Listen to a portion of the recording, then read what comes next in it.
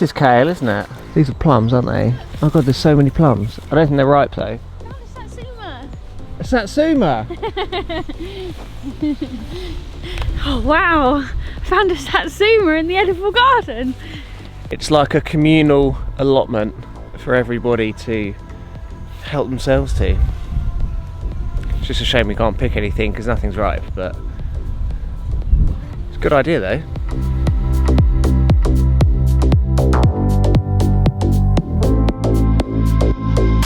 So Buckingham is a town that dates back to the 7th century. It played a vital role during the conflict between the 7th and 11th century, and it was originally the county town of Buckinghamshire until King Henry VIII stripped it of its title because he was after Anne Boleyn and he tried to impress her dad, who was from Aylesbury, I think. So he changed the county town from Buckingham to Aylesbury. So that would have been the 1500s, I think, because that was back when the Tudors were in.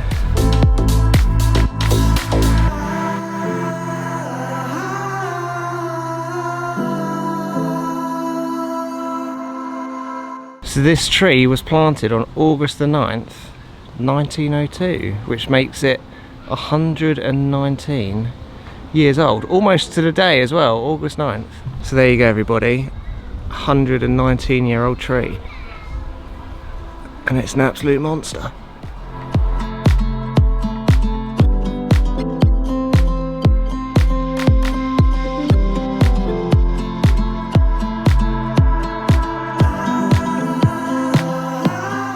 Now this is the Buckingham that I had in my head.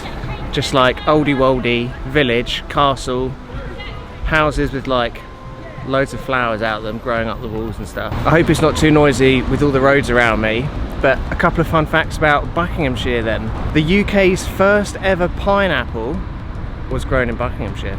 Buckinghamshire is also the birthplace of the Paralympics. Buckinghamshire is also the most filmed county in the whole of the UK, not just for films but for like TV shows and like stuff like that. A couple of the famous films include Star Wars, Chitty Chitty Bang Bang, James Bond, and then TV shows such as Midsummer Murders, Killing Eve and Bridgerton. Roald Dahl. What? Dahl? Roald Dahl. Roald Dahl. Roald Dahl. The famous Roald Dahl. the famous author. He lived in a Buckinghamshire village of Great Missenden for 35 years. And apparently the surrounding woodland inspired many of his great stories. So there you go.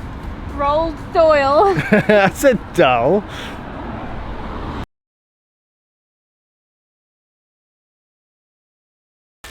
Alright, it's time for a spot of lunch.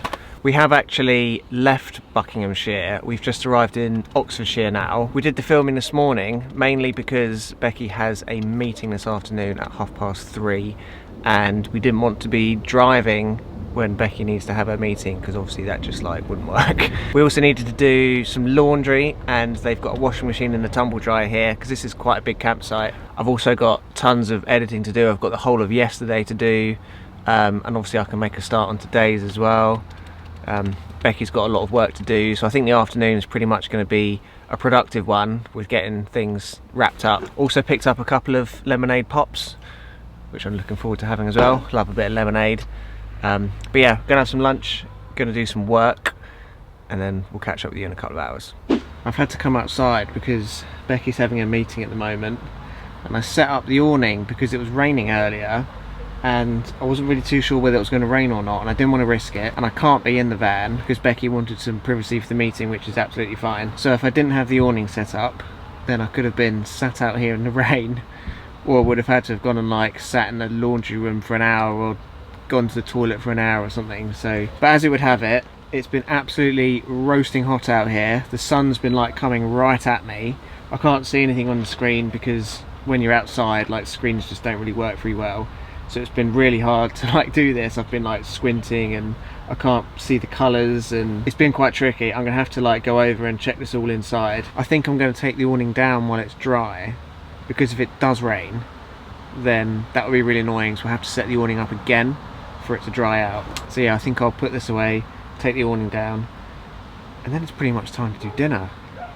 The days are just like just flying past. I suppose when you're on the road and you're staying at a different campsite every day and you're filming and you're working and you're editing, the time just like disappears. And I'd much rather be sat here complaining that it's a little bit too warm than going to work for 9 hours a day every day and not really having the time to do the things that I really enjoy. So yeah, can't complain too much, I suppose.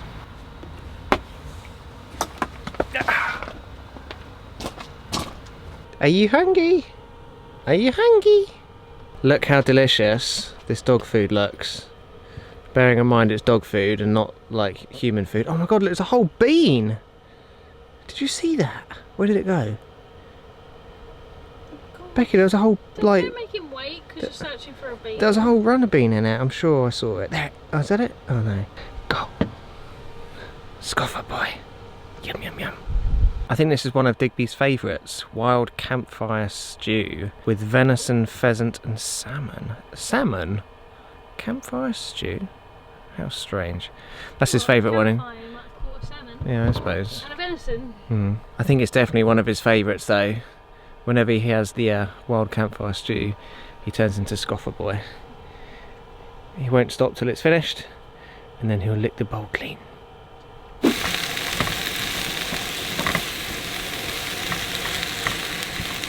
They have fish and chips coming to the campsite tonight, but do you know what?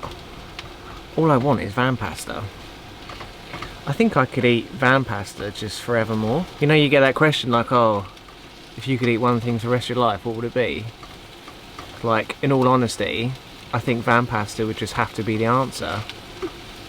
Because it's so, yeah, it's so versatile. Like tonight we're having leeks instead of courgette. We had courgette yesterday, but leeks, red onion, green bell pepper, and a tomato and garlic pasta sauce with some cheese. The phone signal on this campsite as well isn't very good. You can pay to use the campsite's Wi-Fi, which Becky did because she needed it for her meeting, and she said it was slightly better, but it still wasn't great. I don't even think we've told you where we are. We're staying at a place called Burford, and we're staying at the Burford Camping and Caravanning Club site. So if you are planning on coming here, just beware that there isn't any internet signal here. So for some of you I'm sure that's fine, but for others that might be a bit more annoying. But yeah, just thought that you should know that the internet signal here isn't that great, to be honest, but there you go. Oh, thirsty boy. Do you want some more? Done.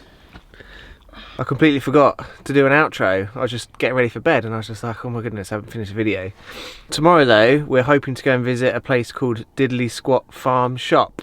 For all of you that have watched Clarkson's Farm on Amazon Prime will know that Diddley Squat Farm is Jeremy Clarkson's farm in the Cotswolds, which is about 20 minutes away from here. So we're going to go there on the way to Gloucestershire just to kind of see what it's all about, have a look around the shop, maybe buy some potatoes or something. We don't actually need potatoes. See what else they've got in the shop. Maybe we'll get some of his honey or some water or something.